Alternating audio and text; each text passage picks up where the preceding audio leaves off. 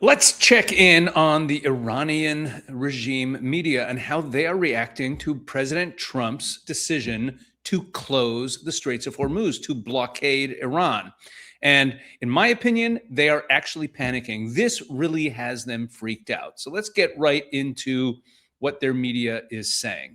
Okay, so first of all, in Wana today, that is one of the two major Iranian state media sites, on their front page, top news, the top story is Trump, the Strait of Hormuz, and the scenario of encircling the world in the region. Very strange headline. And in this video, we'll also learn a little bit more about how Wana stories are written.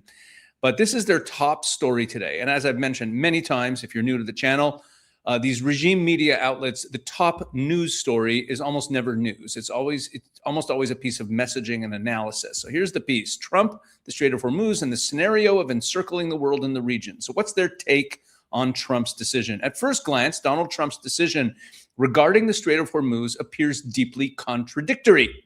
The same United States that had repeatedly warned about the consequences of closing this vital waterway and emphasized the need to keep it open is now talking about blocking maritime traffic. So it's contradictory. First, they don't want it closed. Now they do want it closed.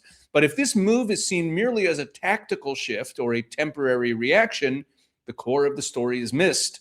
What is unfolding is not simply about closing the strait, but about redefining control and function over the Strait of Hormuz. This is accurate. It's actually what it is. That's what Trump is trying to do.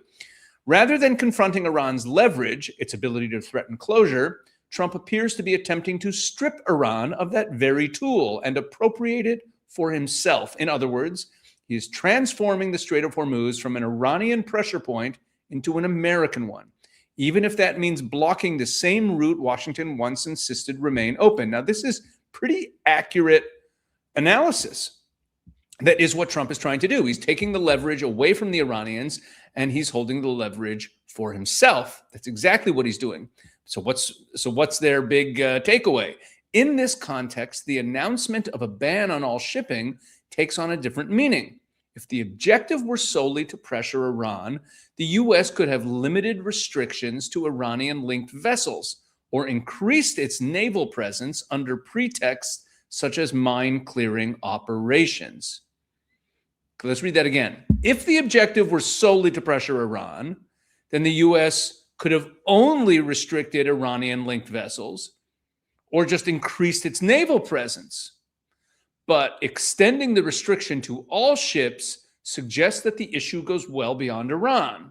In reality, Trump is playing with a global variable, the flow of energy to the world. So what they're maintaining here is that Trump is actually turning on the world. He's punishing the world. He's not only going after Iran. It's a very strange approach to the spin here. Let's read a little bit more. We're not going to read the whole piece. Disrupting the Strait of Hormuz does not only pressure Iran, it directly affects China, Europe, global energy markets, and the broader international economy. As such, now hold on, let's just pause there. Of course it does. That's what Iran's been doing for this entire war. When they've been disrupting the shipping through the Strait of Hormuz to drive up oil prices and to cause economic disruption all over the world. Of course it does. As such, this move can be interpreted as a form of geopolitical hostage taking. This is so rich, coming from the Iranians, who literally engaged in the exact tactic by closing the Straits of Hormuz, trying to drive up oil prices, attacking oil production in their neighboring states, attacking the Saudi East-West pipeline. Their whole strategy has been to engage in geopolitical hostage taking. It's unbelievable. It's gaslighting at the highest level. A means of exerting pressure not just on Tehran, but on all actors dependent on Persian Gulf energy supplies.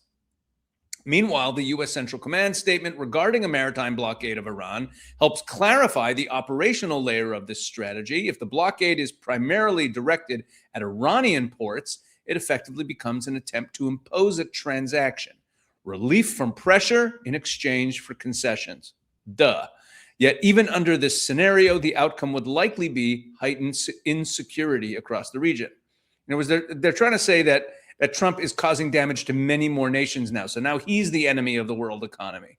The key question, we'll jump down to the end. The key question, however, remains, is this decision based on a coherent strategic calculation, or is it a continuation of the miscalculations that have already marked this conflict? If this is the latter, the world may be entering a new and dangerous phase, one in which not only Iran, but all major actors from the United States and Europe to China will bear significant costs. Ultimately, what distinguishes this move is that Trump is not merely pressuring Iran, he's attempting to reshape the rules of the game in one of the world's most critical geopolitical choke points, where a single decision can simultaneously impact a country, a region, and the global economy. So this is a pretty weak spin. What they're saying here is they're trying to spin it that Trump is now impacting everybody. He's now damaging the whole world, and he's going to be the one responsible going forward for any spikes in oil prices and any economic disruption. Okay, that's that piece. And then we go over to Tasnim. This is the IRGC, a more IRGC-aligned outlet, also Iranian state media. Trump to lose Bab al-Mandeb in case of any move against Strait of Hormuz. Source. Okay. Bab al-Mandeb is the straits down here, and they provided a handy map. This is Yemen and Saudi, and this is Yemen here, and Saudi Arabia is up here. And this is the Bab al-Mandeb Strait that leads up into the Red Sea, up to the Suez Canal, to the Mediterranean. That's the other choke point. That's where the Houthis were disrupting shipping throughout the war between Israel and Hamas, from October 7th until sometime last year. Okay, so here's it saying this is a threat. This article is sounding like a piece of reporting, but it's actually a threat. Trump to lose Bab al-Mandeb. Now, what does this say? The U.S. President Donald Trump will lose Bab al-Mandeb Strait if he takes any action against the Strait of Hormuz, an informed source told Tasnim. Remember, this is a state media outlet. Speaking to Tasnim about Trump's recent remarks about the naval blockade of Iran and the restriction of ship traffic through the Strait of Hormuz, an informed source said, quote, Trump's threats of this kind are no longer effective and credible. And if these threats were effective, Trump would not have been desperate to reach a ceasefire in the war. Trump's threats are no longer effective and credible because if they were effective, he would not have been desperate to reach a ceasefire. Okay, I'm not sure I follow the logic there. Such stances will not improve the process of resolving problems, and Trump should fear not to lose Bab al-Mandeb Strait by engaging in these foolish threats, the source said, reiterating that such remarks will pose more costly challenges for energy, transport, and global trade in the region. The statement came after U.S. President Donald Trump on Sunday claimed that the U.S. Navy would immediately begin a blockade of ships entering or leaving the Strait of Hormuz. Iran has full control over the strategic strait that was responsible for 20% of global shipping before the war began. Okay, this is just basically a threat saying, okay, see, here's what happened. Iran closes the Strait of Hormuz. That's their leverage point, right? And that's what Trump was trying to break. He was trying to get them to open up the Straits of Hormuz. We all remember his famous tweet. And that has become the focal point of the war, to break the resolve of the regime, to break the regime, because their only real leverage, their only real power leverage that they've been able to wield is the closing of the Strait of Hormuz, which affects global shipping. It affects the global, the price of oil. Trump, and that's what this whole move is about. And now they're saying, well, if Trump does this, he's going to lose Bab al-Mandeb. Notice they don't say how he's going to lose Bab al-Mandeb. It doesn't mention the Houthis. It doesn't mention the Houthis attacking the shipping down there. It doesn't say anything about that. So it's a very strange piece. It just says he should fear losing Bab al-Mandeb by engaging in these foolish threats. Okay, so that's part of how they're responding. They're saying, okay, you're taking our leverage away by closing Hormuz yourself. That's what the previous piece talked about. So we're going to take the leverage back by closing Bab al-Mandeb too. Okay. And then we have this piece here. Spokesman decries U.S. plan for naval blockade of Iran as piracy. Tehran, Tasnim. The spokesman for the Khatam al-Anbiya central headquarters of Iran condemned the U.S. decision to impose restrictions on maritime transit of vessels in international waters, describing Trump's plan for a naval blockade of Iran as an illegal action and an instance of maritime Piracy. In comments on Monday, the spokesman stressed that the Iranian armed forces consider defending the country's legal rights a natural and lawful duty. And on this basis, the exercise of the sovereignty of the Islamic Republic of Iran in its territorial waters is a natural right of the Iranian nation. Okay. And it goes on and on and on. Like I said, I'm not going to read the whole thing. It doesn't really matter. That's basically the thrust of this. And then at the end, despite 21 hours of intense talks, the Iranian delegation returned to Tehran without an agreement, citing a lack of trust in U.S. commitments. Amidst these tensions, Trump announced a naval blockade of the Strait of Hormuz aimed at intercepting vessels that had paid tolls to Iran. The U.S. military confirmed that the blockade would begin on Monday, etc. Okay. Now, this is incredible, this piece. Because what this piece is saying is that what Trump is doing is illegal. It calls it piracy. It refers to legal rights of Iran's territorial waters. Now, let's make something very clear. This is very important. It's not being said enough in the media now. According to international law, the Strait of Hormuz is international waters. Okay? The Strait of Hormuz is not within Iranian territory. Iran is on one side of the Strait of Hormuz. On the other side of the Strait of Hormuz, you have the other Gulf states. You have Oman, you have the Emirates, you have Saudi Arabia, you have Kuwait, right? You have Bahrain, right? There, we have these other Gulf states on the other side of the Strait of Hormuz. Well, actually, on the other side of the Persian Gulf. On the other side of the Strait of Hormuz, it's really just, it's Oman and UAE, and Saudi Arabia is there also. Okay. It's an international waterway. No one's allowed to charge tolls. They even talk here about intercepting vessels that paid tolls to Iran. No one's allowed to charge tolls. It's not Iranian territorial waters. It's not right. It's so when they close the Strait of Hormuz, when they start charging vessels to go through, that is illegal. That's basically like mafia tactics, protection money. Like walk into the store and say, you know, we wouldn't want anything to happen here, so you have to pay us to protect you. There's no reason whatsoever for anyone to pay. It is a crime that Iran commits. And what they're saying now is that the U.S. is committing a crime by preventing Iran from committing that crime. Okay? Let's make that very clear. And that's what makes this next piece so beautiful. Well, it's one of the things that makes it beautiful. This is a very short, wild little piece on WANA today. Check this out. Look at this headline.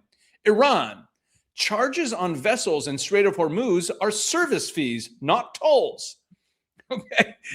Because they realize the absurdity of them complaining about the Americans closing the Strait of Hormuz when when they had closed the Strait of Hormuz, and they're not allowed to. It's illegal. And they're not allowed to charge anyone, or right, which is like they're not allowed to decide who gets to go through. They're not allowed to charge anything. So now they have to say, well, actually, the fees that we charge are just service fees. They're not tolls. And check this out. As part of a new approach, this piece, you're going to see something in here that is just insane. I'm already laughing. As part of a new approach in this strategic policy and maritime diplomacy, Iran is pursuing a plan under which payments collected from the vessels transiting the Strait of Hormuz are denied as service fees rather than transit tolls. Service fees rather than transit tolls. Under this proposal, Tehran aims to move away from unilateral arrangements and toward establishing bilateral agreements. What does it mean? Under what proposal?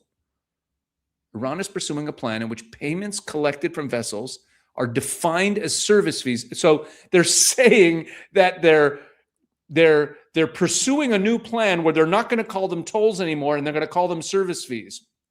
So Tehran aims to move away from unilateral arrangements and toward establishing bilateral agreements with stakeholder countries, ensuring safe passage for vessels in exchange for recognition of the new framework and payment of the associated fees. That is a word salad. That's basically saying we are a mafia and we are going to charge people protection money to safely pass through the Straits of Hormuz. Safe from who? Who are you? You're ensuring safe passage. You know why? Because, like, who's the danger that you're ensuring safe passage, that you're protecting the ships from? It's you. It's the Iranians. So it's basically saying that we're running a protection racket. But we're not going to call them tolls. We're going to call them service fees. Within this context, assigning an executive role to Oman has also been considered as part of a plan, a model designed to create a mechanism similar to the management of certain international waterways. In other words, we're going to pull in Oman as our accomplice in this protection racket. And here comes the doozy. Additionally, the framework, and check out this word. If you can see this on your screen, let me try to make it bigger. You see this? This is a Russian word with an ES at the end. Predusmatriye. Okay, I don't know Russian. I studied Russian a while ago. I know some Russian. I can read it. The framework predusmatriyes is special discounts for Persian Gulf states and major Asian energy-consuming powers, encouraging them to voluntarily join the mechanism and paving the way for it to evolve into an internationally accepted practice. How did this Russian word get in here with an ES on the end? What the heck is going on? What on earth is happening? Okay, so let's talk about this for a second, because this is such a strange tell, right? The framework, presumatrias, special discounts, the word right there, that Russian word, tells you everything you need to know about how this content is produced, okay? This is not just bad English, okay? This is a translation artifact. The root of that is a Russian word. It means provides for or stipulates, okay? But it's been partially converted into English and left broken. A human editor doesn't do that, which means this wasn't written in English and it wasn't properly translated either, okay? Now, think about this for a second. Why would an Iranian outlet have a Russian linguistic remnant in its English output? Right? See, this isn't even written in Persian and translated to English. Okay, it's very likely a multi-step pipeline, that it was originated in Persian and then it was routed through sort of a Russian language terminology and then pushed into English using machine translation or something like that, and no one bothered cleaning it up.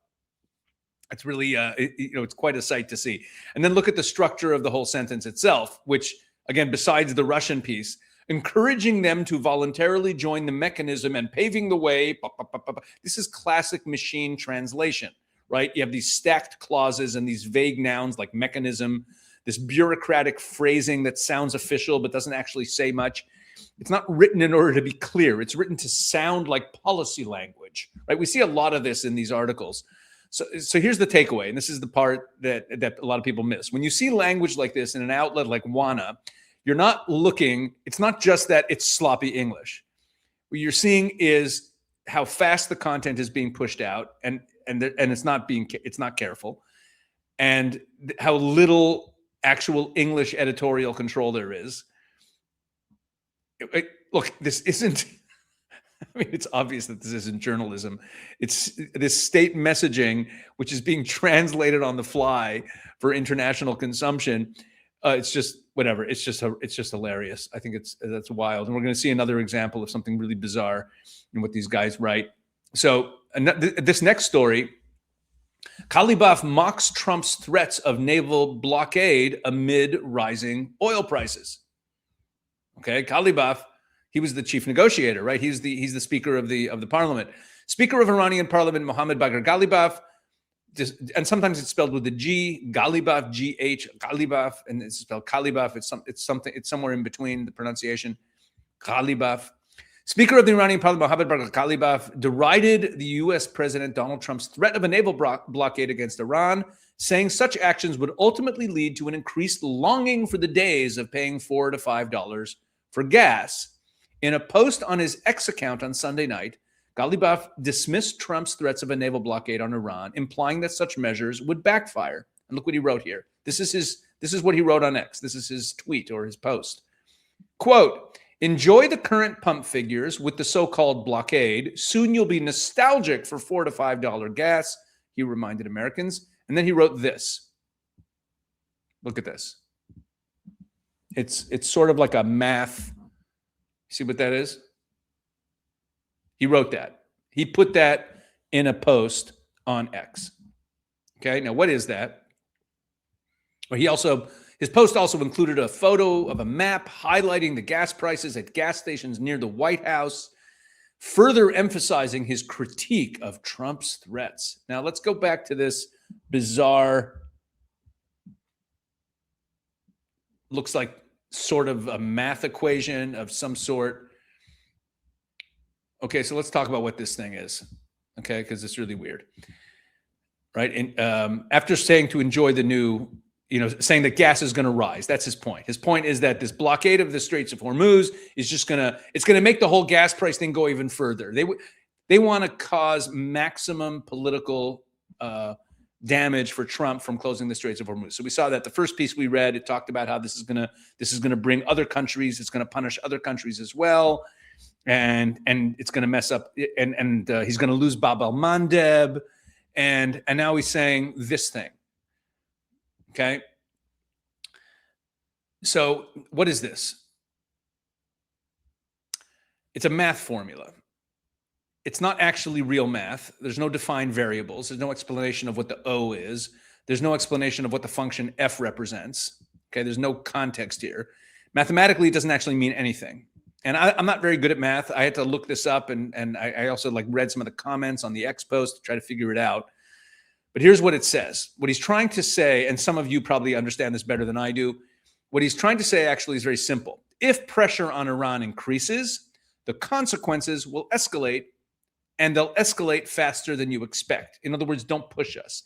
But instead of saying that plainly, he instead chooses to wrap it in this pseudo-mathematical language. Now, why is he doing that? Why does he write it that way? Why doesn't he just say clearly what he's saying? Because this is something that we've seen a lot when we look at Iranian media. They want to appear clever. And that's why they often will talk about this is what Trump is trying to do. And they'll give a few different options of what he's trying to do. This is what he's thinking, because they want to appear clever, that they're not being fooled, that they figure everything out. And when you use math symbols like this, it's like a juvenile way of showing how smart you are. It sounds analytical and precise, and it gives the impression of what he's describing is not just a threat, but it's almost scientific, and it lets him stay vague and mysterious. You have to study what he wrote. He's not specifying what the response will be. He's not committing to a particular action. He's not saying we will do X. He's just suggesting that once things start moving, they'll spiral out of control. Okay, that's what he's signaling. It's actually a useful window into how these bizarre messages are constructed. And the first message was in English, clear, direct, and obviously well translated. The second line is meant to project sophistication, to signal to analysts and policymakers that Iran is thinking in terms of scientific second order effects and is really, really clever. But both lines are saying the same thing. If you pressure us, there will be consequences. One says it in plain English, and the other dresses it up in a mathematical formula to make it sound smarter than it actually is. Okay, and once you see this kind of thing, you see this type of weirdo messaging in a lot of what these guys do. All right, just a little bit more on this. So now, this is a very strange story. This is a very strange story. I was almost thinking of making a whole video just about this one. Because on Tasnim, most of the stories are pretty much, they're about, they're headlines that you can kind of understand where they're coming from. Look at this. Hormuz's Straits key in Iran's possession, Velayati. I'd never heard of Velayati. Who is he? Ali Akbar Velayati, a senior advisor on international affairs to the leader of the Islamic Revolution, said the key to the Strait of Hormuz is in the hands of Iran. Okay, that's not a news item. It's just saying, oh, it's ours. In a post, or the key to it is ours. In a post on his X account on Sunday, and by the way, I went to his X account. There's no such post, but whatever.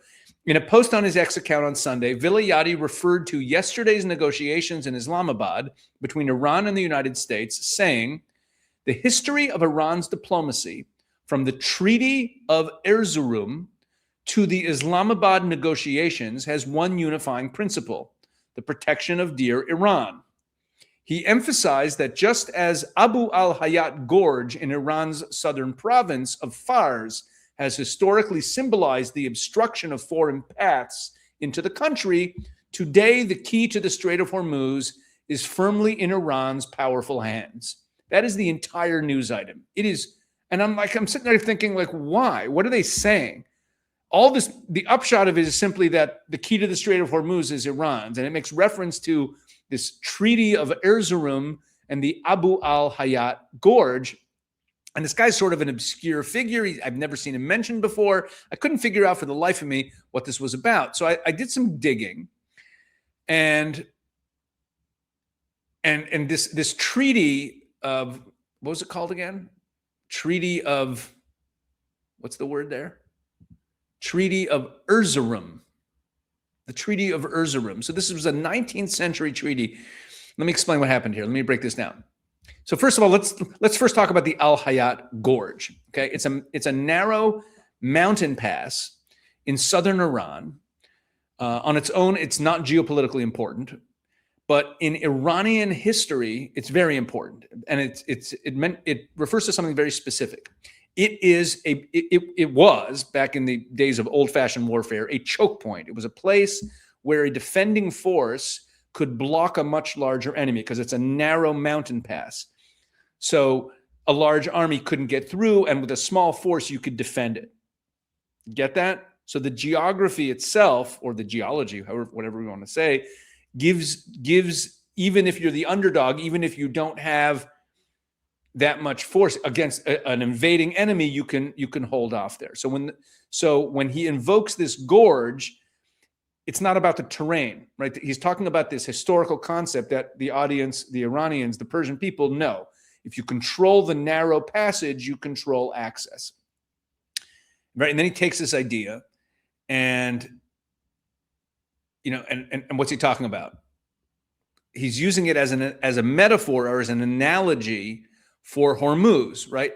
Iran sits on one of the most important choke points on earth, the Strait of Hormuz, right? And we know that, what is it, like 20% of the world's oil passes through there. So what's his message? Just as we can block a mountain pass to prevent this formidable enemy from coming in, we can also disrupt this global artery, okay? And what about the Treaty of Erzurum? What's that?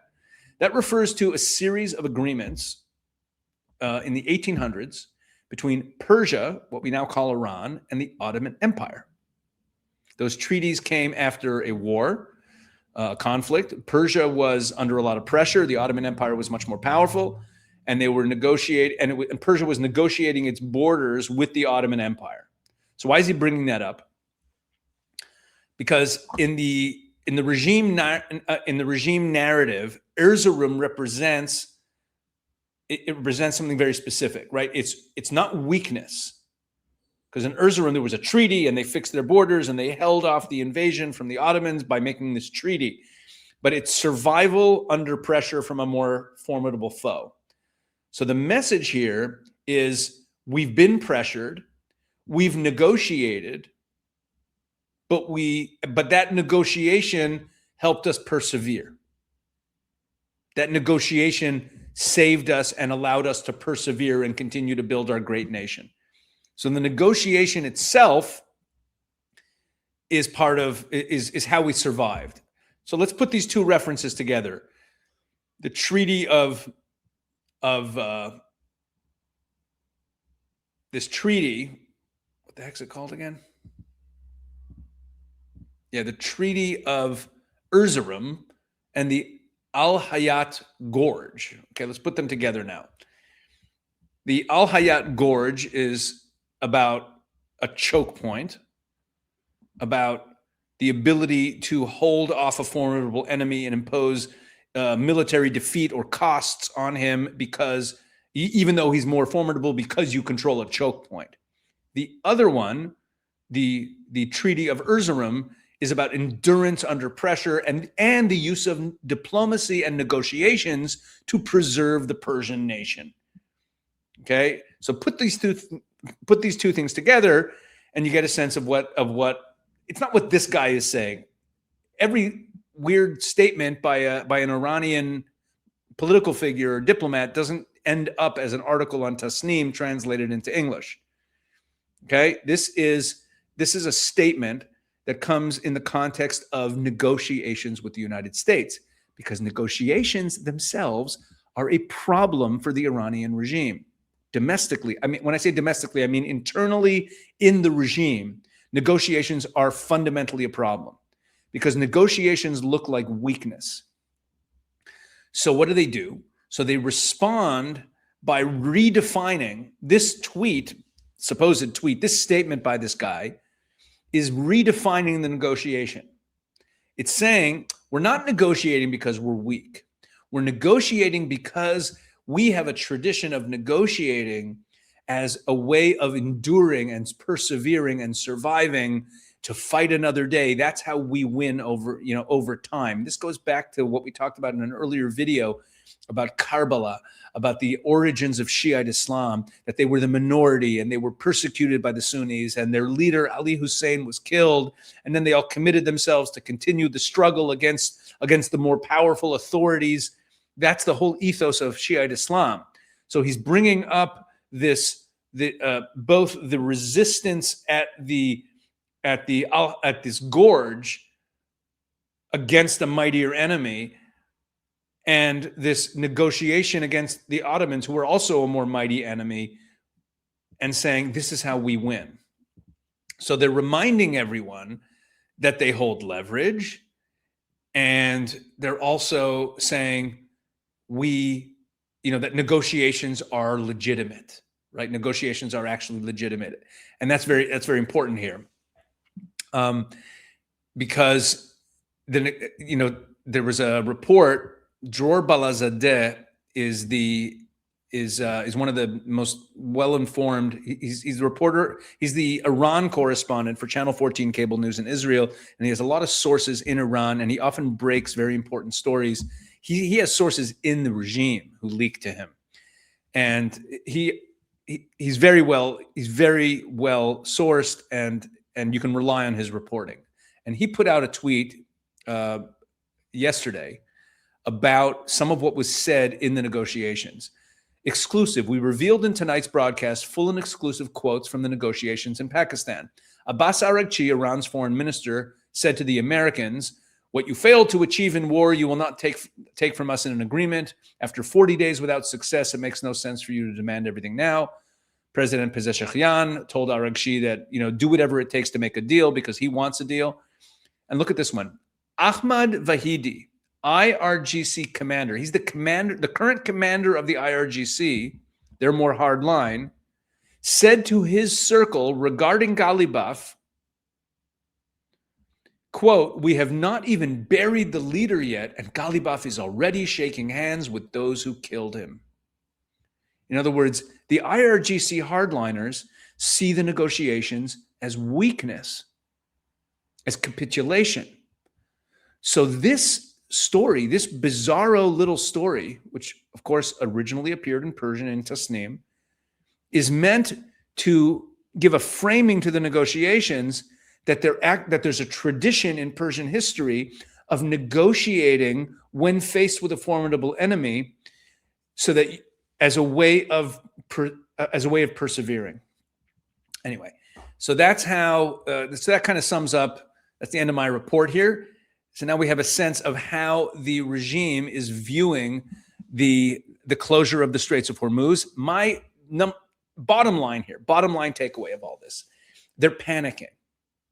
I believe that they're panicking over this.